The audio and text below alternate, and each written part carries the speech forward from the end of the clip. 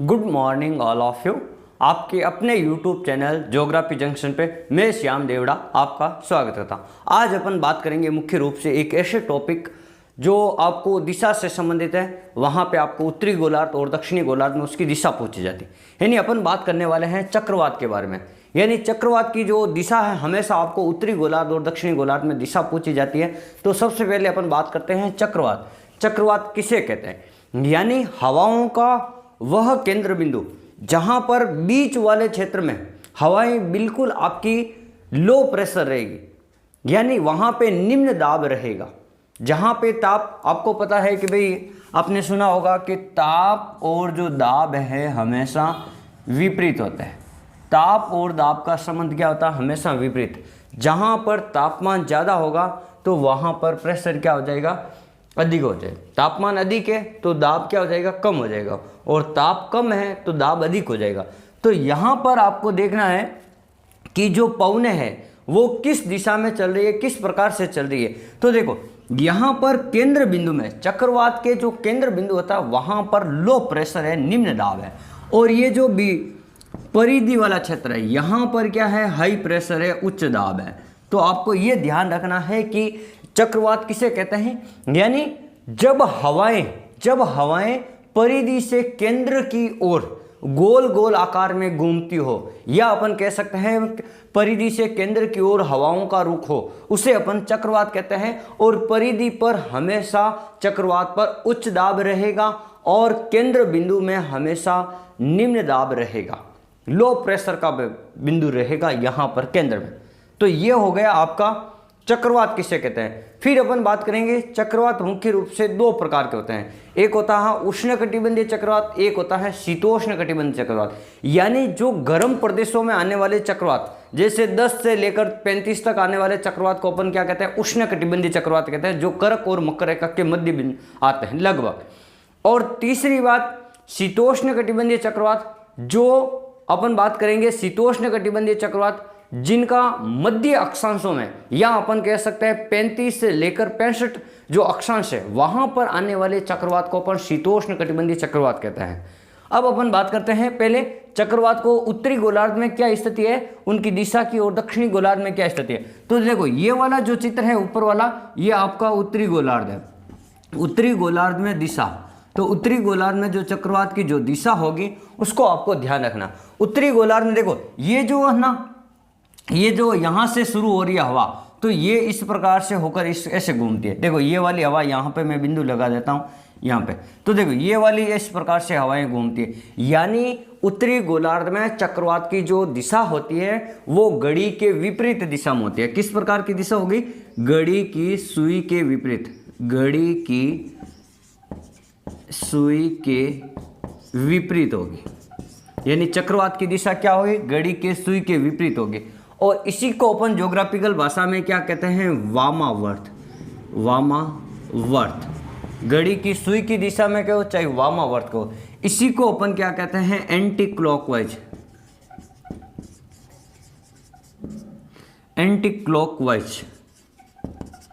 यानी ये जो तीनों नाम आ सकते हैं, कोई भी नाम आ सकता है। एक तो घड़ी की सुई की विपरीत दिशा में आ सकता है कि भाई आपको पूछे उत्तरी गोलार्ध में चक्रवात की क्या दिशा, तो आपको बताना है घड़ी की सुई की विपरीत दिशा में। और विपरीत दिशा को ही अपन कहते हैं वामावर्त। विपरीत, तो यहाँ पे ध्यान रखना व और व, वामावर्त, सीधा सीधा।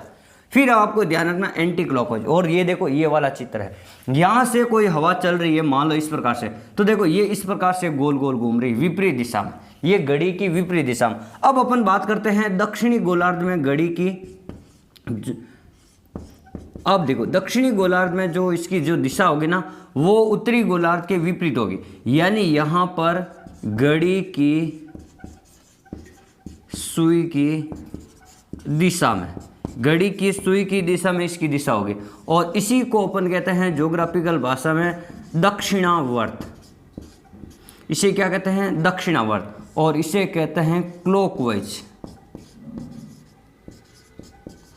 क्लॉकवाइज यानी जिस प्रकार से घड़ी घूमती है, देखो घड़ी का सुइया किस प्रकार से घूमता है? इस प्रकार से गोल गोल घूमता है। यहाँ से अपन शुरू होंगे जैसे यहाँ से, तो ये इस प्रकार से घड़ी घूमती है। तो आपको पहला प्रश्न तो यही ध्यान रखना, उत्तरी गोलार्ध और दक्षिणी गोलार्ध में क्या स्थिति है।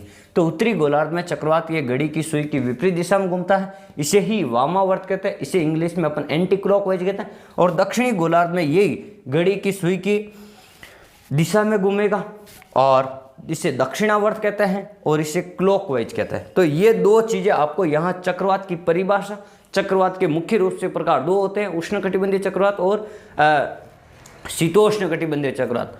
अब अपन बात करते हैं, अब देखो जहां कहीं पर भी एक चीज आएगी आपका उष्ण कटिबंधीय चक्रवात और एक आएगा शीतोष्ण कटिबंधीय,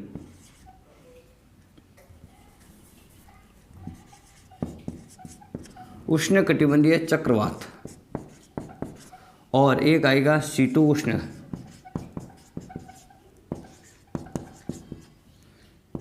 तो यहां पे पहली बात तो ये ध्यान रखनी, ये लगभग ये निम्न अक्षांश भी आ सकता है, पहली बात तो यहां लिखा हुआ निम्न अक्षांशों में, और यहां आएगा मध्य अक्षांशों में। अब देखो मध्य अक्षांश कौन कौन से हैं, आपको ये भी ध्यान होना निम्न अक्षांश कौन कौन से, यानी यहां पर क्या होगा मध्य अक्षांश और निम्न अक्षांश। देखो निम्न अक्षांश का मतलब है यहां पर 10 से लेकर 30 डिग्री के मध्य, यानी N और S का मतलब है उत्तर और दक्षिण में, यानी उत्तरी गोलार्ध और दक्षिणी गोलार्ध में 10 से लेकर 30। अब यहां मैंने ये क्यों नहीं लिखा कि भाई 0 से 5 या 5 से 10, तो अभी इसका भी कारण बताते हैं। तो ये मध्य अक्षांश का मतलब है 35 से लेकर अपन बात करेंगे सीधा सीधा 65 डिग्री अक्षांशों के मध्य। और यहां पर भी आपको ध्यान रखना N और S, यानी उत्तरी गोलार्ध और दक्षिणी गोलार्ध में। तो दो चीज तो ये हो गई, यानी उष्ण कटिबंधीय चक्रवात गर्म प्रदेशों में आएंगे और वहां पे निम्न अक्षांशों में। ऐसे भी पूछ सकते हैं कौन सा अक्षांश, उच्च अक्षांश, निम्न अक्षांश, ध्रुवीय अक्षांश।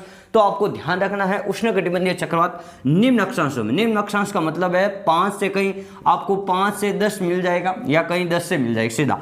और शीतोष्ण कटिबंधीय चक्रवात मध्य अक्षांश का नाम आएगा या फिर आएगा 30 से 35 से आपका 65 डिग्री। अब अपन बात करते हैं, एक चीज होता है चक्रवात की आंख,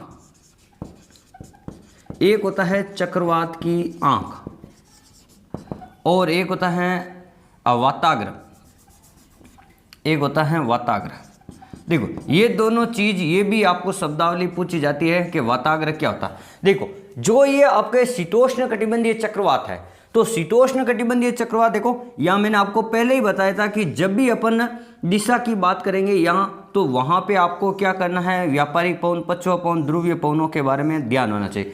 जैसे यहाँ पे तो देखो यहाँ पे जो पवन चलती है ये 30 डिग्री, ये 60 डिग्री और ये 90 डिग्री। यहाँ पे जो व्यापारिक पवन चलती है वो इस प्रकार से, और पश्चिम पवन वापस इस प्रकार से चलती है ऊपर की ओर, और ध्रुवीय पवन वापस इस प्रकार से। देखो वाताग्र का मतलब यह होता है, या शीतोष्ण कटिबंधीय चक्रवात इन अक्षांशों में आता है। ये मध्य अक्षांश है आपका, यहाँ पे मध्य अक्षांश। तो मध्य अक्षांश में देखो यहाँ पे तो ये देखो गर्म पवन आ रही है और ऊपर से ये ठंडी पवन आ रही है। जहां कहीं पर भी दो विपरीत स्वभाव वाली पवनें या जल धाराएं, जहां कहीं पर भी, या जहां कहीं भी उच्च उष्ण कटिबंध या एकदम ठंडा प्रदेश, जहां कहीं पर भी आपस में मिलेंगे दो विपरीत स्वभाव वाली पवनें के हो, जलधाराएं के हो, या अपन कह सकते हैं स्थलीय भाग हो, तो वहां पर वाताग्र की स्थिति बनती है और उन्हीं वाताग्रों के सहारे ही आपके शीतोष्ण कटिबंधीय चक्रवात आता है। तो ये भी ध्यान रखना है, वाताग्रों की स्थिति के ऊपर आपके क्या होंगे, शीतोष्ण कटिबंधीय चक्रवातों की उत्पत्ति होती है। जहां कहीं पर भी दो विपरीत स्वभाव वाले जलधाराएं मिले, चाहे पवन मिलो, चाहे दो स्थलीय भाग मिलो, ये गर्म और एक ठंडा, तो वहां पे क्या होगा, शीतोष्ण कटिबंधीय चक्रवात, यानी वहां पे वाताग्र की स्थिति होगी, वाताग्र का निर्माण होगा और वाताग्र निर्माण की स्थिति में शीतोष्ण कटिबंधीय चक्रवात की उत्पत्ति होती है। अब अपन बात करते हैं चक्रवात की आंख। चक्रवात की आंख का मतलब क्या होता है, जैसे ये पवनें इस प्रकार से घूमती है यहाँ चक्रवात में, तो जो बीच वाला जो क्षेत्र होता है लो प्रेशर, और चारों ओर तो क्या होगी, जो पवनें घूमेगी उच्च प्रेशर वाले, तो वहां पे बारिश होगी, लेकिन बीच वाले क्षेत्र में बारिश नहीं होगी, उसे कहते हैं चक्रवात की आंख। जैसे ये पवन इस प्रकार से घूम रही है, घूम रही है, घूम रही है बाहर, लेकिन यहाँ बीच में क्या होगा, यहाँ पे आपको बारिश नहीं मिलेगी, वर्षा नहीं होगी, यानी वो निम्न दाब का क्षेत्र जहाँ पे पवनों के बीच में जहाँ बारिश नहीं होती है, उस क्षेत्र को ही चक्रवात की अपन क्या कहते हैं, आंख कहते हैं। क्या कहते हैं, चक्रवात की आंख कहते हैं। अब अपन बात करते हैं, कुछ विशेषताएं बता देते हैं कि भाई उष्णकटिबंधीय चक्रवात और शीतोष्णकटिबंधीय चक्रवात में क्या क्या और विशेषताएं हो सकती है, दोनों में क्या अंतर है। देखो, उष्णकटिबंधीय चक्रवात, पहली बात मैंने आपको बता दी, ये उच्च अक्षांशों में, निम्न अक्षांशों में है, और शीतोष्णकटिबंधीय चक्रवात मध्य अक्षांशों में, और अक्षांश की बात की जाए 5 से 10 और ये 10। अब अपन एक और चीज कि भाई जो ये 0 डिग्री रेखा है, यहाँ पर ये देखो विश्व भूमध्य रेखा या इसको विषुवतीय रेखा कहते हैं, तो यहाँ पे चक्रवात की स्थिति क्यों नहीं होती। यहाँ पे मैंने 5 या 10 ही क्यों लिखा, तो 0 से 5 या 0 से 10 डिग्री के मध्य क्यों नहीं होती है, क्योंकि यहाँ इस विषुवत रेखा के पास में डोलड्रम क्षेत्र है, शांत क्षेत्र है, यहाँ पे इतनी पवनों का प्रभाव नहीं है, जलधाराओं का प्रभाव नहीं है। मुख्य रूप से क्यों नहीं है, क्योंकि यहाँ पर कोरियलिस बल, मैंने आपको एक दिन वीडियो में बताया था कि कोरियलिस बल, ये कोरियलिस बल का मान यहाँ पे क्या होता है, न्यून होता है या सबसे कम होता है, बिल्कुल ही कम होता है, अपन ये कह सकते हैं नगण्य के बराबर। विषुवत रेखा के आसपास कोरियलिस बल का मान नगण्य होता है, इसलिए यह क्षेत्र शांत क्षेत्र है, यहाँ पर किसी प्रकार की पवनों की, जलधाराओं की उत्पत्ति नहीं होती है, इसलिए यह शांत क्षेत्र क्या कहलाता है, जहाँ पर चक्रवात की उत्पत्ति नहीं होती है। इसी को अपन डोलड्रम पेटी भी कहते हैं, शांत क्षेत्र की पेटी भी कहते हैं। तो ये चीज हो गई आपके 0 डिग्री अक्षांश के मध्य। फिर अपन बात करेंगे उष्णकटिबंधीय चक्रवात और दक्षिण शीतोष्णकटिबंधीय चक्रवातों के मध्य क्या स्थिति है, तो अपन उन दोनों के मध्य अंतर बताते हैं। उष्णकटिबंधीय चक्रवात और शीतोष्णकटिबंधीय चक्रवात के मध्य क्या अंतर है। देखो, उष्णकटिबंधीय चक्रवात में आपको पता है कि ये 5 से लेकर 30 डिग्री के मध्य कर्क रेखा के मध्य उष्णकटिबंधीय चक्रवातों की उत्पत्ति होती है, और शीतोष्णकटिबंधीय चक्रवातों के 30 से 35 के मध्य उत्पत्ति होती है। अब अपन बात करते हैं अगली। देखो, जब भी अपन बात करेंगे, ये वाला चित्र यहाँ पे मैं आपको बता देता हूँ, जो दिशा की मैंने बात की थी कि आपको उष्णकटिबंधीय चक्रवात और शीतोष्णकटिबंधीय चक्रवात में आपके व्यापारिक पवनों का या पछुआ पवनों का क्या रोल है। तो देखो, यहाँ बड़ा चित्र बना देते हैं, ये वाला, ये एक साइड वाला बना देता है 0 से ये 30 डिग्री, और यहाँ पे बना दिया मैंने आपके 60, और यहाँ बना दिया 90। अब देखो, यहाँ पे क्या चलती हैं, आपकी व्यापारिक पवनें चलती हैं, यहाँ पे क्या चलती हैं, आपकी पछुआ पवनें चलती हैं। चलो, तो देखो, व्यापारिक पवनों की दिशा इस प्रकार से और पछुआ पवनों की दिशा इस प्रकार से, ये वाली दोनों गोलार्धों में, दोनों गोलार्ध। अब चक्रवात के लिए ये दिशा किस प्रकार प्रभावित होगी, तो मैंने अभी कहा था कि चक्रवात यहाँ 5 से लेकर या 10 से लेकर 30 के मध्य आएंगे, तो जो कोई भी उष्णकटिबंधीय चक्रवात यहाँ उत्पत्ति होगी, उसकी दिशा किस प्रकार होगी, इधर होगी। यानी व्यापारिक पवनों के जो प्रभाव में जो चक्रवात आएगा, उष्णकटिबंधीय चक्रवात, उसकी दिशा पूर्व से पश्चिम की ओर आगे बढ़ेगा। ये चक्रवात कैसे, देखो, ये इधर से ये जा रही है, पूर्व से पश्चिम की ओर आगे बढ़ेगा, उत्तरी गोलार्ध की बात करें। और जैसे ही अपन 30 से 60 डिग्री के मध्य आएंगे, तो वहां पर मैंने आपको बताया था कि शीतोष्णकटिबंधीय चक्रवात आएंगे, और शीतोष्णकटिबंधीय चक्रवात की जो स्थिति है, यहां देखो, ये जो दिशा है, इधर से ये पछुआ पवन इधर से चल रही है, तो जो कोई भी यहाँ पर चक्रवात, जिस चक्रवात की उत्पत्ति होगी, यानी शीतोष्णकटिबंधीय चक्रवात मध्य अक्षांश में, तो उसकी दिशा इस प्रकार हो जाएगी, यानी पश्चिम से पूर्व की ओर हो जाएगी। तो ये व्यापारिक पवनें भी क्या करती हैं, चक्रवात को प्रभावित करने का काम करती है, चक्रवात की दिशा का निर्धारण करती है। तो ये भी ध्यान रखना, व्यापारिक पवन और पछुआ पवन, जहां कहीं पर भी निम्न अक्षांश आ जाए तो वहां पर पूर्व से पश्चिम दिशा हो जाएगी, और अगर मध्य अक्षांश आ जाए तो पश्चिम से पूर्व दिशा हो जाएगी, और वही दिशा आपकी व्यापारिक पवन और पछुआ पवनों के कारण ही प्रभावित हो रही है, उसी के कारण यह दिशा प्रभावित। अगली बात, उष्णकटिबंधीय जो चक्रवात है उनकी गति तेज होती है, और शीतोष्णकटिबंधीय चक्रवातों की गति कम होती है। शीतोष्णकटिबंधीय चक्रवात लगभग 40 किलोमीटर प्रति घंटे की स्पीड से होंगे, और उष्णकटिबंधीय चक्रवात है लगभग 150 या 120 किलोमीटर प्रति घंटे की स्पीड से हवाएं चलेंगी। तो ये एक क्षेत्र हो गया। और उष्णकटिबंधीय चक्रवात से कम समय में ज़्यादा बारिश हो जाती है, और शीतोष्णकटिबंधीय चक्रवातों में धीरे धीरे बारिश होती है। ये वाले जो कुछ अंतर है, तो आपको ये ध्यान रखना। एक दो अंतर और आपको बता देते हैं। जो उष्णकटिबंधीय चक्रवात है, इनकी जो अवधि है, यानी ये कम समय में आएंगे, लगभग 1-2 दिन आएंगे या 1 सप्ताह आएंगे, लेकिन शीतोष्णकटिबंधीय चक्रवातों की जो समय काल है, जो अवधि है, वो लगभग 1 सप्ताह से लेकर 3-4 सप्ताह या 1 महीने से लेकर 3-4 महीने तक हो सकती है। अब अपन बात करते हैं कि ये जो उष्णकटिबंधीय चक्रवात और शीतोष्णकटिबंधीय, ये जो चक्रवात है, यहाँ पर उष्णकटिबंधीय चक्रवात है, ये समुद्र के ऊपर इनका प्रभाव थोड़ा ज़्यादा रहेगा, और शीतोष्णकटिबंधीय चक्रवात का प्रभाव कम रहेगा। और अपन बात करते हैं, ये केवल तटीय क्षेत्र को प्रभावित करते हैं। ये जो उष्णकटिबंधीय चक्रवात है ये क्या होंगे, तटीय क्षेत्रों को थोड़ा ज्यादा प्रभावित करेंगे, तटीय क्षेत्रों को।